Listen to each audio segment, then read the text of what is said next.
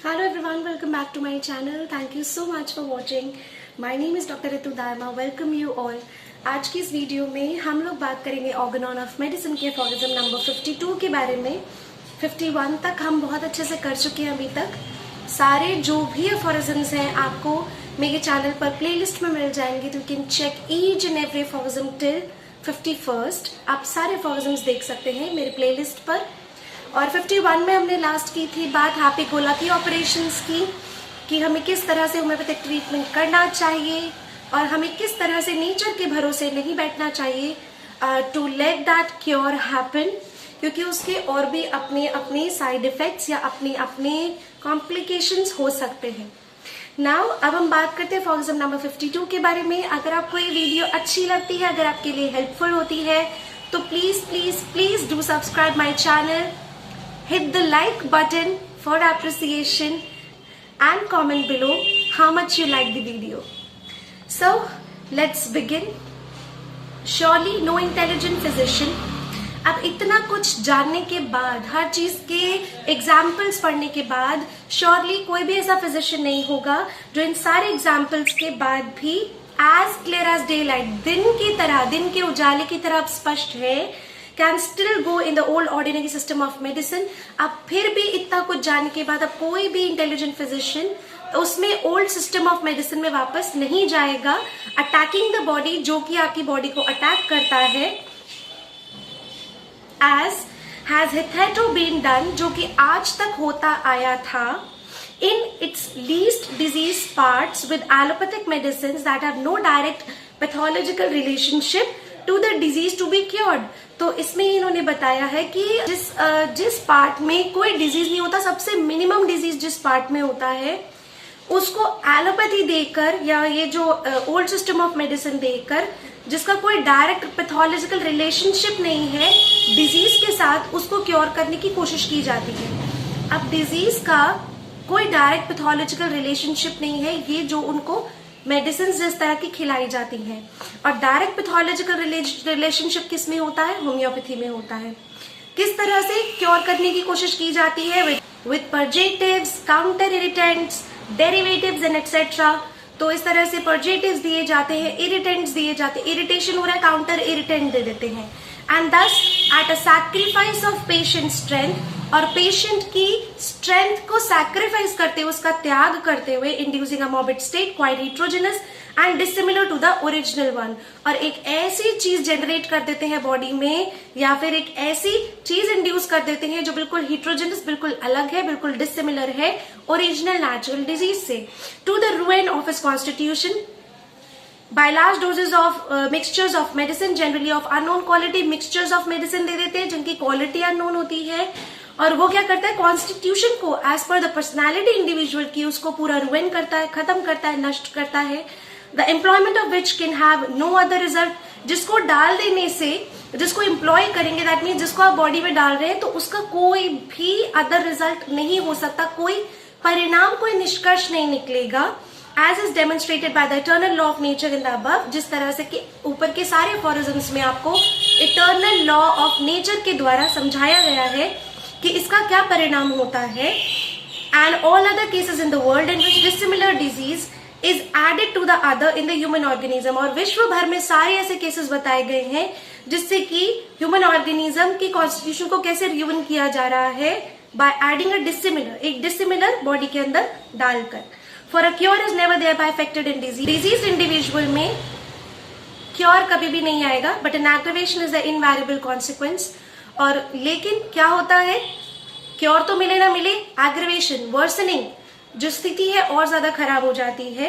Therefore, it can have no other result than that either, because according to the process of nature described in one, the older disease in the body repel the dissimilar one, wherewith the patient is assailed। तो अब इन्होंने first, जो हमने dissimilar disease का first possibility पढ़ा था, जिसमें हमने देखा था कि जो पुरानी डिजीज है बॉडी के अंदर, वो रिपेल करती है, वो दूर भगाती है डिसिमिलर डिजीजेस को जो पेशेंट के अंदर डाली जा रही है। तो because according to the process of nature, nature का क्या प्रोसेस होता है? जो ओल्डर अगर स्ट्रॉन्ग वन है, तो वो नई जो डिसिमिलर डिजीज आ रही है उसको रिपेल करेगा। तो therefore it can have no other result than that either। तो इसका कोई रिजल्ट नहीं हो सकता, या तो फर्स्ट पॉसिबिलिटी होगी जो मैंने आपको अभी बताई, the natural disease remain as it was. जो नेचुरल डिजीज है वो वैसे का वैसा रहेगा, जो नया डिसिमिलर डाल रहे हैं वो ओल्डर वन स्ट्रांग है, वो उसको रिपेल कर देगा। तो पुरानी जो डिजीज को आपने ठीक करने के लिए डिसिमिलर डिजीज डाली, वो तो वैसे का वैसा है, उसको तो कुछ भी फर्क नहीं पड़ा।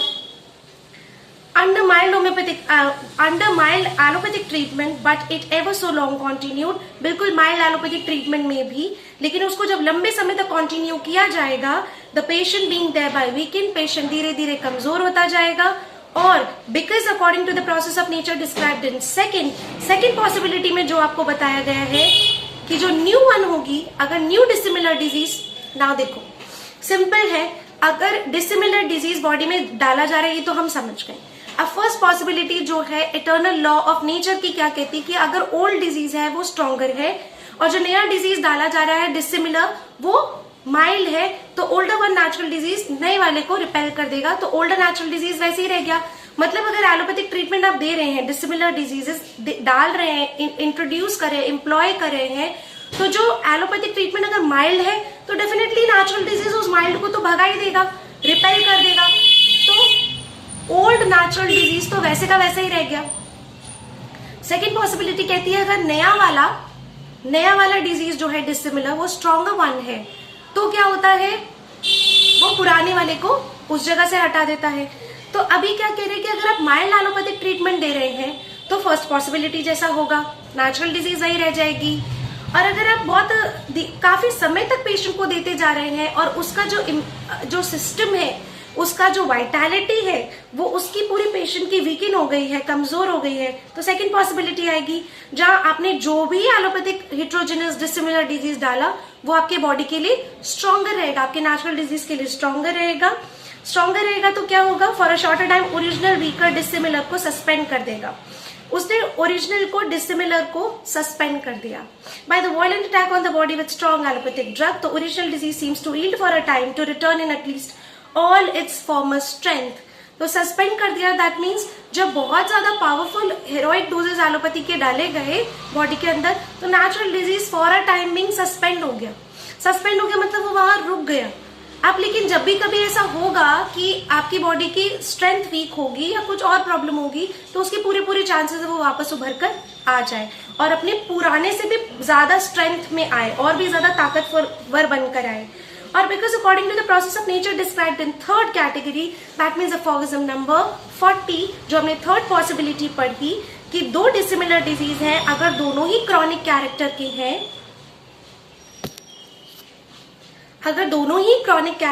हैं, और इक्वल स्ट्रेंथ के हैं, तो वो अपनी अपनी पोजीशन बॉडी में ले लेंगे।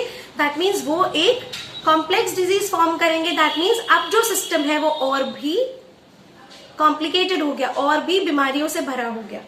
तो अगर इस तरह से जो फॉर्मर स्ट्रेंथ से पुरानी वाली डिजीज बाहर आ गई, एक ऑलरेडी एक डिजीज एलोपैथी की वजह से डला हुआ है बॉडी के अंदर, तो दो डिजीज हो गए बॉडी के अंदर और दोनों डिसिमिलर हैं, दोनों इक्वल स्ट्रेंथ के जब हो जाएंगे, तो थर्ड पॉसिबिलिटी आएगी कि एक पर्टिकुलर ऑर्गन को पकड़ लेगी और एक बीमारी एक पर्टिकुलर ऑर्गन को पकड़ लेगी। In those cases in which the physician employs for a long time morphic agent opposite and dissimilar to the natural chronic disease and allopathic medicines in large doses, तो अगर इस तरह से फिजिशियन बहुत लंबे समय तक मॉर्बिफिक एजेंट्स, अबनॉर्मल एजेंट्स बॉडी में डाल रहे हैं जो नेचुरल क्रॉनिक डिजीज से बिल्कुल ऑपोजिट है, बिल्कुल डिसिमिलर है, और एलोपैथिक मेडिसिन दे रहे हैं बहुत लंबे समय के लिए, तो इस तरह का allopathic treatment without ever being able to remove and cure the original, बिल्कुल इसको एबल ही नहीं है, उसकी क्षमता ही नहीं है कि वो नेचुरल डिजीज को क्योर कर सके, रिमूव कर सके, ओरिजिनल क्रॉनिक डिजीज को हटा सके, only develop new artificial disease besides it. तो एक नया आर्टिफिशियल डिजीज बॉडी के अंदर क्रिएट कर सकती है। And as daily experience shows, और जो दिन भर का हमारा एक्सपीरियंस शो करता है, only renders the patient much worse and incurable then before.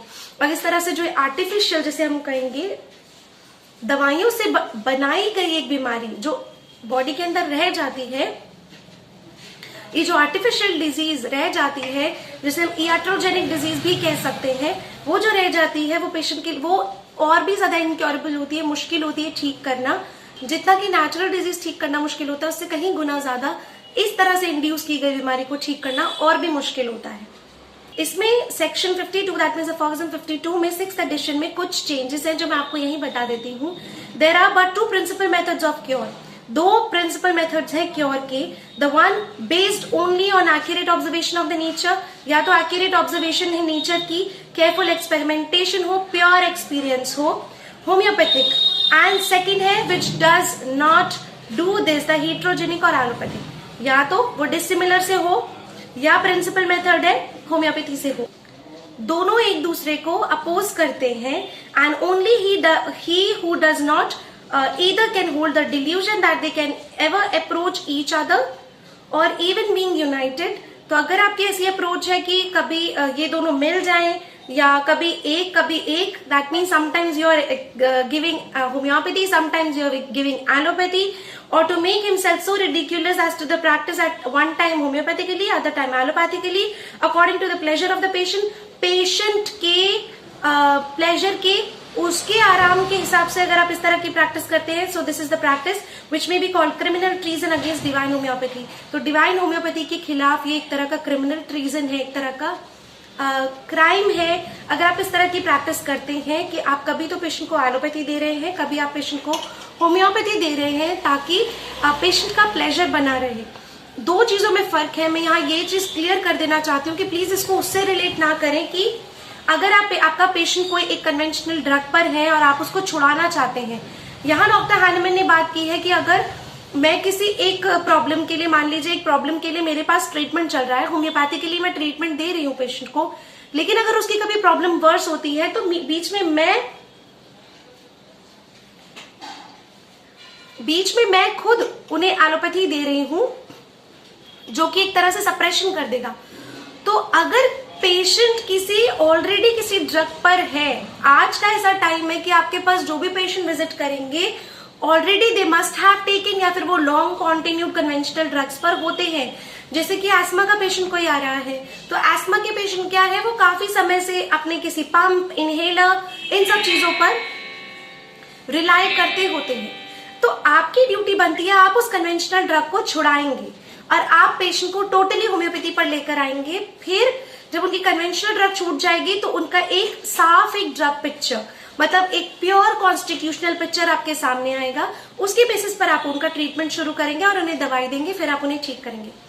लेकिन अगर पेशेंट को जरूरत पड़ रही है इन वेरी इनिशियल डेज, अगर जरूरत पड़ रही है और आप उनको ऐसी कोई मेडिसिन बता देते हैं कि आप इसे ना लेकर ये लेंगे, तो आपको धीरे धीरे कन्वेंशनल ड्रग्स आपकी छूट जाएंगी.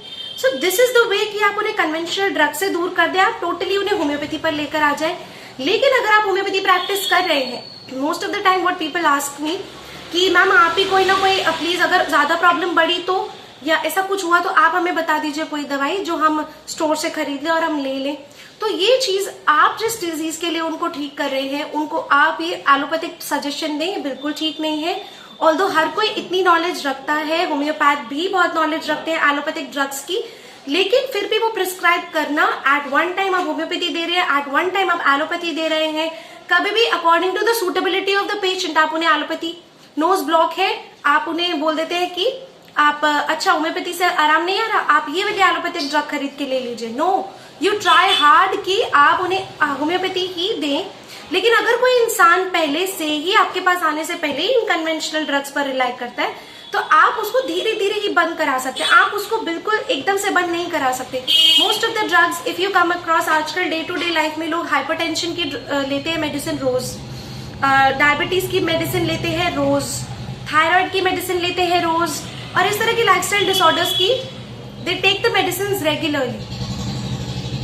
तो बहुत सारे ऐसे एलोपैथिक ड्रग्स हैं जिनको आप तुरंत बंद करा के, बिना उसकी नॉलेज के आप उन्हें तुरंत बंद करा के पेशेंट को होम्योपैथी ही लेने के लिए स्ट्रिक्टली बोल दे, तो वो बिल्कुल करेक्ट मेथड नहीं. तो दोनों चीजों में फर्क है. What I am trying to say is कि आपकी ड्यूटी बनती है आप उसकी कन्वेंशनल ड्रग्स को छुड़ाएं, लेकिन आप ये चीज का ध्यान रखें अगर कोई कन्वेंशनल ड्रग्स पर नहीं है ऑलरेडी और आप होम्योपैथिकली उनका ट्रीटमेंट कर रहे हैं, तो बीच में आप एलोपैथी खुद ना दें. So at one time homeopathically practice करना, at other time allopathycally practice करना is not good. Even I request, बहुत सारे लोग ऐसे हैं जो बीच में होम्योपैथ्स जो है वो आयुर्वेदा भी प्रेस्क्राइब करते हैं, that is also not good. Homeopathy में आप एलोपैथी को although Ayurveda is also our system, हमारा इंडियन सिस्टम है. Everyone believes in that. I personally also believe in that. लेकिन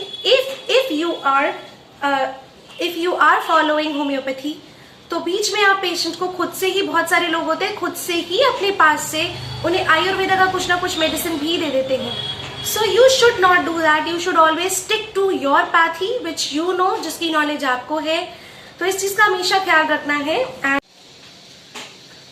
I would like to clear one of the doubt जो मयूरी ने मुझसे पूछा. मयूरी ने aphorism नंबर 41 के वीडियो में मुझसे कमेंट सेक्शन में पूछा था कि इस लाइन का मतलब क्या है. aphorism नंबर 41 जो है वो 2 similar diseases के बारे में है, और जिसमें एक लाइन लिखा है which they were unable to cure by similarity of action, which is in the bracket. Basically जो peculiar powers है drug के, they gradually coalesce with and complicate the chronic malady which is dissimilar to them. तो इसमें यहाँ बताया गया कि gradually किस तरह से एक ओरिजिनल डिजीज कोलीस कर जाते हैं डिसिमिलर डिजीज के साथ, और डिसिमिलर डिजीजेस और भी ज्यादा कॉम्प्लिकेट हो जाती हैं आपस में, which they were unable to cure by similarity of action, that is homeopathically. तो होम्योपैथी में क्या होता है, होम्योपैथी में होता है कि हम सिमिलैरिटी से किसी चीज को ठीक करते हैं. तो यहाँ पर ये लिखा है कि जो पिक्यूलियर पावर्स जो दिया जा रहा है और ग्रेजुअली एक नेचुरल डिजीज, एक आर्टिफिशियल डिसिमिलर डिजीज मिलकर और बॉडी को और भी ज्यादा कॉम्प्लिकेटेड और भी ज्यादा डिजीज बना रहे हैं. लेकिन अगर होम्योपैथिकली होगा तो which they were unable to cure by similarity, जो कि इस तरह के drugs, that means conventional drug, old school of medicine, जो एलोपैथिक ड्रग्स जो कि कभी क्योर नहीं कर सकते बाय सिमिलैरिटी ऑफ एक्शन, जो कि सिर्फ होम्योपैथी कर सकता है. तो इस तरह के ड्रग्स कभी भी which they can not cure, unable to cure, बिल्कुल अनेबल है, कोई क्षमता नहीं है उनमें उस चीज को क्योर करने की by the similarity of action. Similarity of action क्योंकि कौन फॉलो करता है, होम्योपैथी फॉलो करती है. सो इसका सिर्फ यही मतलब है. If you now satisfied with the answer तो ठीक है, अगर फिर भी समझ नहीं आए तो प्लीज मुझे कमेंट सेक्शन में फिर से बताइएगा, मैं और अच्छे से एक्सप्लेन करूंगी.